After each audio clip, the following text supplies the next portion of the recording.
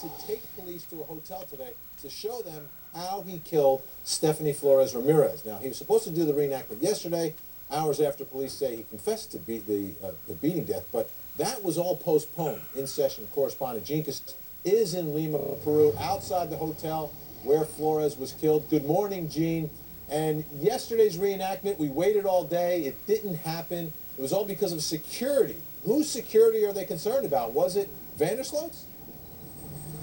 You know, all that officials are saying is that there were security concerns. It's a very general answer, right? They're saying, though, that that is why the reenactment did not happen, but that it will happen very soon, and so we are predicting that it may happen today. You know, Vinny, last night I was listening to local television, and they, of course, have all of the attorneys on, just like we do in the United States, talking to them, getting their opinions. And they said that one reason for this reenactment, to come back here to the hotel, to go up to that third floor, is to see the quality and the sincerity of the confession. Now, in the United States, we would talk about corroborating, if it corroborates itself with the confession that he already made. But sincero, la confesión sincero, to see if it's a sincere confession, that's another motivation to bring him.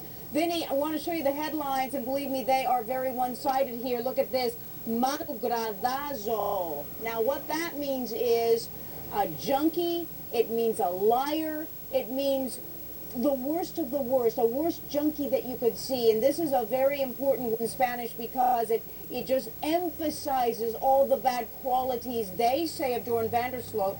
Now, the other headline, as you can see, is Joran Vandersloot, and it talks about that he is denounced as a homicidal killer. Obviously a very, very bad person. We're not hearing too much about the other side in this case, but maybe that's because of those video surveillance tapes that just seem to tell the story. So that's the position in the minds of the people here in Peru.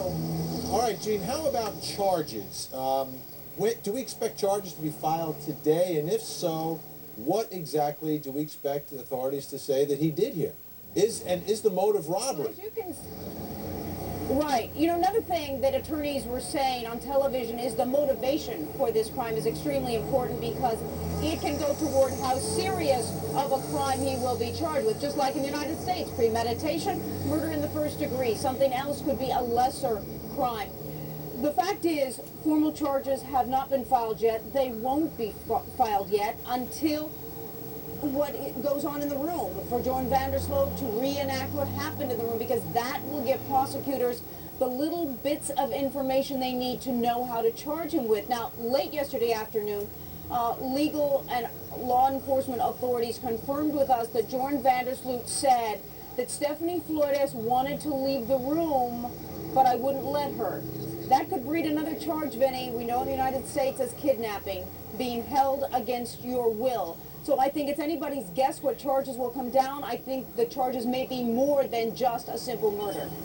Now, Natalie Holloway's family has offered condolences to the Flores family through the media. And last night, Natalie's aunt, Linda Allison, talked about the Flores case and how it might provide justice for Natalie. I would hope that maybe at some point he would consider confessing and letting us know what happened to Natalie. But given his demeanor and his constant lying, I don't expect anything more out of him than what he's already done with the admitting to Stephanie's death. And I think the only reason he admitted that now is because he was the end of his rope and there's nowhere else to turn except to try to negotiate a lighter sentence. And Gene, I have to ask you about the way it's playing out in Peru. Does it seem to be that there's any cooperation going back and forth between Aruban authorities and the folks in Peru at this point? They will not confirm with us anything of that nature. You know, we are getting so much information, Vinny, and we're getting it from law enforcement authorities very high up, but they will not respond to Aruba, talking with Aruban officials, or even U.S. officials in regard to Natalie Holloway. All right, Gene Casares is in Peru. You know, Natalie Holloway's father released this statement through the head of Texas EquiSearch, the group searching for the Alabama teen. It reads, Dave Holloway will be traveling to Aruba to meet with his attorney and Aruban authorities.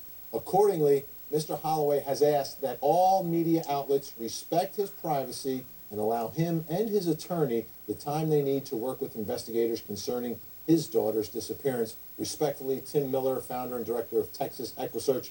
And Tim Miller joins us now from Aruba. And with me in studio, TJ Ward. He's a private investigator hired by the Holloway family. Thank you, both gentlemen. Tim, let me start with you. You're in Aruba. Why are you guys going down to Aruba right now? What do you expect to happen? We came to Aruba last Saturday, and the reason that we came is that we got a map that Joran Sloot actually gave to one of his friends in the Netherlands, again showing another area where Natalie's body was supposed to be at.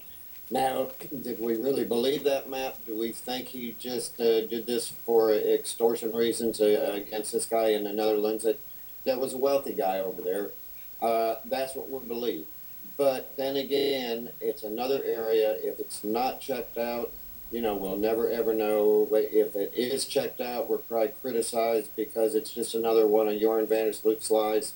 I talked with Dave in detail before we came over here to see if it would be a good idea. We went and looked at that area, and we also met with a guy, and we'll just call him Jay to keep his name anonymous, that seen Joran Sloot the night that Natalie disappeared, and covered in mud from his feet to his chest, running down the road. He seen him under a street light, so he recognized him, but he did not know him at that time. And then just a short period later, he said maybe 3 or 4 minutes, he seen a red Jeep coming down the street. Joran Sloot got in that Jeep. They drove again under the street light, went to the end of the street, turned around. And then a week later, when he seen Joran and Paul Sloot's picture on the TV after Natalie's disappearance, he actually went to the authorities in Aruba and tried to give them a statement, actually seeing Joran Sloot that night.